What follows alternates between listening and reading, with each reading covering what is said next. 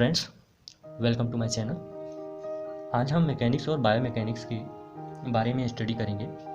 इस लेक्चर में मेनली हम मैकेनिक्स और बायोमैकेनिक्स के इंट्रोडक्शन को देखेंगे। इस लेक्चर में हम बात करेंगे कि बायोमैकेनिक्स और मैकेनिक्स और काइनेसियोलॉजी क्या हैं और इनके सब ब्रांचेस कौन कौन से हैं और इनके सब ब्रांचेस में कौन कौन से स्टडी किया जाता है। तो आइए स्टार्ट करते हैं। Introduction of mechanics and biomechanics.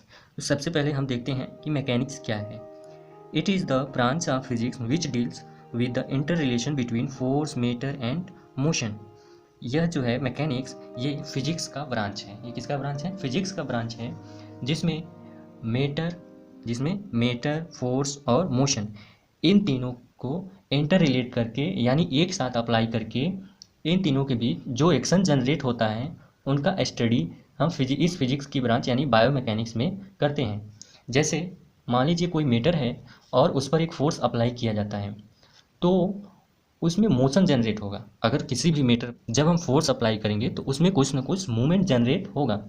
तो जब मूवमेंट जनरेट होगा यानी जो फोर्स लगा है वो कितने न्यूटन का है और जो मोशन जनरेट हुआ है उस मैटर में वो किस टाइप का मोशन है और किस पॉइंट से जनरेट हुआ है। इन सभी एक्टिविटीज़ को एनालाइज करते हैं हम मैकेनिक्स में।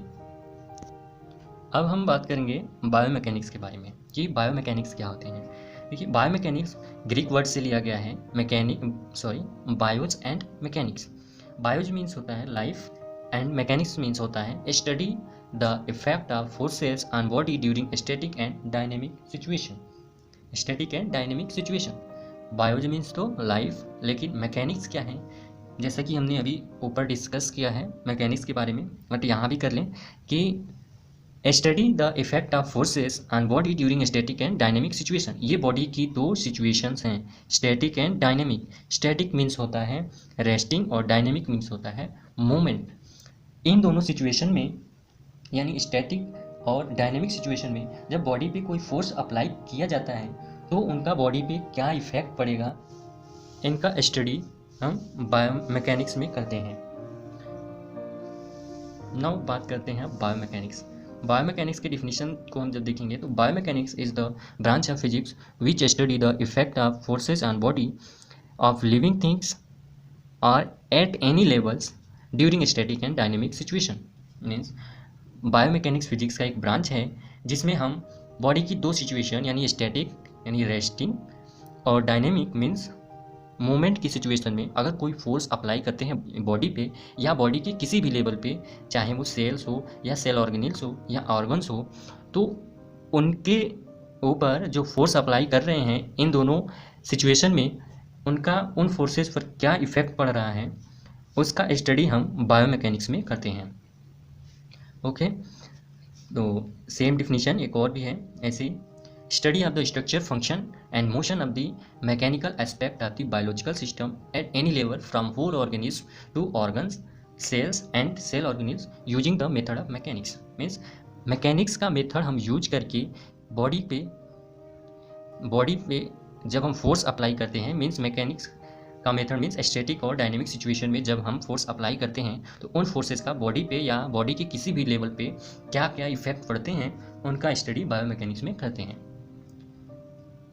तो अब हम बात करेंगे काइनेसियोलॉजी के बारे में। काइनेसियोलॉजी भी ग्रीक वर्ड से लिया गया है, काइनेसिस और लोगस। काइनेसिस मीन्स होता है मूवमेंट, लोगस मीन्स होता है टू स्टडी। यानी kinesiology can be defined as the scientific study of motion. Kinesiology को हम डिफाइन कर सकते हैं कैसे कि ह्यूमन मोशन की स्टडी को ही हम काइनेसियोलॉजी कहते हैं, ठीक ना। यानी बॉडी के मोशन को ही हम क्या कहते हैं? काइनेसियोलॉजी कहते हैं। काइनेसियोलॉजी में एक्सटर्नल एजेंट की नीड होती है के थ्रू हो रहा है, बट मैकेनिक्स में क्या होता है? मैकेनिक्स में एक्सटर्नल एजेंट की नीड नहीं होती है, इसमें इंटरनल एजेंट ही वर्क करते हैं, मीन्स मसल्स, बोन्स और जॉइंट्स। इन तीनों के कारण जो मोशन जनरेट होता है वो बायोमैकेनिक्स में होता है, और जब कोई एक्सटर्नल एजेंट मोशन को जनरेट करता है तो वो काइनेसियोलॉजी में स्टडी करते हैं। तो काइनेसियोलॉजी को दो कैटेगरी में डिवाइड कर दिया गया है, एनाटॉमिकल काइनेसियोलॉजी और मैकेनिकल काइनेसियोलॉजी। तो आज हम बेसिकली बात करेंगे मैकेनिकल काइनेसियोलॉजी के बारे में। मैकेनिकल काइनेसियोलॉजी को ही हम बायोमैकेनिक्स कह सकते हैं, यानी मैकेनिकल काइनेसियोलॉजी मीन्स बायोमैकेनिक्स, ये उसका नेम है। नाउ अब हम बात करेंगे मैकेनिकल काइनेसियोलॉजी यानी बायोमैकेनिक्स के डिवीजन के बारे में। बायोमैकेनिक्स दो सब ब्रांचेज में डिवाइड हुआ है, काइनेमेटिक्स एंड काइनेटिक्स। ये है बायोमैकेनिक्स के ब्रांच, और बायोमैकेनिक्स है फिजिक्स की ब्रांच, ठीक ना। तो काइनेमेटिक्स क्या है? Kinematics study of description of motion. इसमें हम मोशन का स्टडी करते हैं। इसमें हम किसका स्टडी करते हैं? मोशन का स्टडी करते हैं, उसके डिस्क्रिप्शन के बारे में। डिस्क्रिप्शन मीन्स अगर मोशन जनरेट हो रहा है तो वो किस टाइप का मोशन है, लीनियर मोशन है या एंगुलर मोशन है, या उसका लोकेशन कहाँ है, किस पॉइंट से वो मोशन जनरेट हो रहे हैं। तो मोशन का डिस्क्रिप्शन का स्टडी हम काइनेमेटिक्स में करते हैं, और इसमें हम मेनली फोकस करते हैं in kinematics focus is on the motion of the object. इसमें हम मेनली फोकस करते हैं किस पे? ऑब्जेक्ट के मोशन पे फोकस करते हैं, ऑब्जेक्ट। नाउ अब देखते हैं kinetics. Kinetics study of the explanation of the motion और एनालिसिस ऑफ मोशन। काइनेटिक्स में मोशन को हम एनालाइज करते हैं। Kinetics focus on the causes of motion dealing with Y.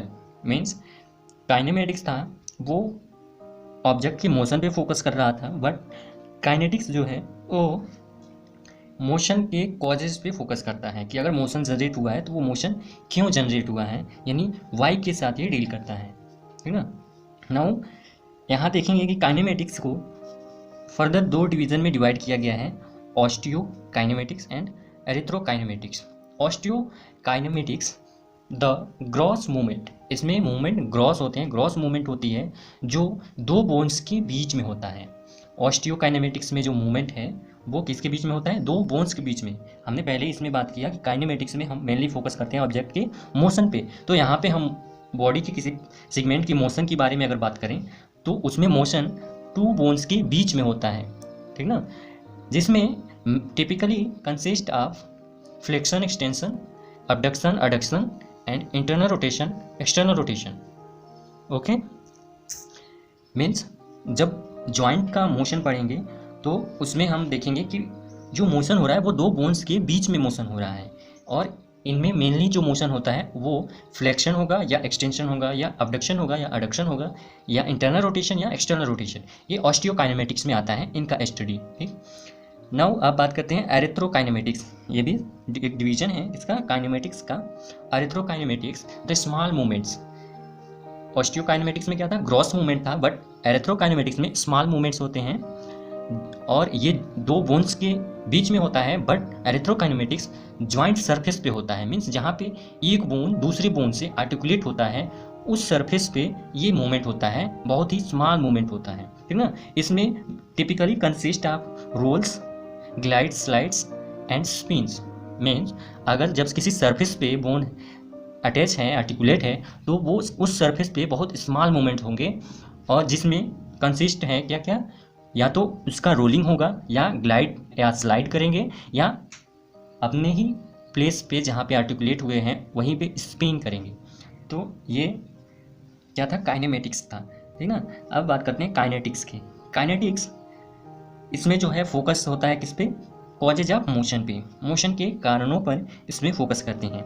इसको भी फर्दर दो टाइप में डिवाइड किया गया है, static and dynamic. Static means जब बॉडी रेस्टिंग पोजीशन में हो, रेस्टिंग सिचुएशन में हो, उस वक्त जो मोशन जनरेट हो रहा है वो क्यों हो रहा है, और जब डायनेमिक यानी मूवमेंट की सिचुएशन में हो उस वक्त जो मोशन जनरेट हो रहा है वो क्यों हो रहा है। इनका स्टडी हम काइनेटिक्स में करते हैं, ठीक ना। तो हम इनका नेक्स्ट चैप्टर जब पढ़ेंगे, जब बायोमैकेनिक्स का फर्स्ट चैप्टर पढ़ेंगे, मोशन और डिस्क्रिप्शन ऑफ मोशन, तो उसमें हम काइनेमेटिक्स और काइनेटिक्स को डिटेल्स में पढ़ेंगे। यहाँ पे हम सिर्फ इसका इंट्रोडक्शन देख रहे हैं, ठीक ना। अब हमें देखना है कि बायोमैकेनिक्स अगर हम पढ़ रहे हैं तो उसका पढ़ने का कोई ना कोई पर्पज होगा, यानी हम जो कुछ भी पढ़ते हैं उसका कोई ना कोई पर्पज होता है। तो बायोमैकेनिक्स के क्या क्या पर्पजेज हैं वो हम देखते हैं। To understand the forces acting on the human body. Means human body पे जो फोर्स अप्लाई हो रहा है, जो फोर्स काम करता है, उसको समझने के लिए हम बायोमैकेनिक्स का स्टडी करते हैं, ठीक ना। दूसरा to manipulate these forces in treatment procedure so that humans performance may be improved and further injury may be prevented। Means biomechanics का जब यूज करेंगे यानी इन फोर्सेस को ट्रीटमेंट प्रोसीजर में हम यूज करते हैं, मैनिपुलेट करने के लिए बायोमैकेनिक्स का यूज करते हैं, जिससे कि ह्यूमन का जो परफॉर्मेंस होता है वर्क करने का या जो उसका सिचुएशन होता है वो इम्प्रूव हो सके और किसी भी आने वाली इंजरी या होने वाली इंजरी से उसको प्रिवेंट किया जा सके, ठीक ना। तो इसलिए भी बायोमैकेनिक्स का स्टडी करते हैं। Better understanding of both joint function and dysfunction means हम इस बायोमैकेनिक्स का स्टडी इसलिए भी करते हैं ताकि हमें पता चल पाए, हम समझ पाएँ कि जॉइंट का जो है फंक्शन और डिसफंक्शन ये क्या होते हैं और कैसे हम इनको पहचान करेंगे। ये भी हम बायोमैकेनिक्स के प्रिंसिपल को यूज करके ही क्या करते हैं, रिकॉग्नाइज करते हैं, अंडरस्टैंड होते हैं, ठीक ना। Next, to know how the musculoskeletal system functions important for clinicians such as orthopaedic surgeon and physical and occupational therapist. Means जब मस्कुलोस्केलेटल से रिलेटेड कोई डिसऑर्डर हो जाता है, कोई डिसफंक्शन हो जाता है, उस वक्त ये क्लिनिकली ये बहुत इंपॉर्टेंट हो जाता है। इसका यूज़ ऑर्थोपेडिक सर्जन जो होते हैं वो करते हैं, और जो फिजिकल एजुकेशन है जैसे फिजियोथेरेपिस्ट हैं या ऑक्यूपेशनल थेरेपिस्ट हैं वो भी बायोमैकेनिक्स का यूज करते हैं, है ना। नाउ अब देखेंगे हम कि फिजियोथेरेपिस्ट जो है वो इसका यूज किस प्रकार से करते हैं, उनके लिए क्या इंपॉर्टेंस है बायोमैकेनिक्स का। तो ठीक है, biomechanics in physiotherapy it is essential to have a thorough knowledge of what is normal for human body.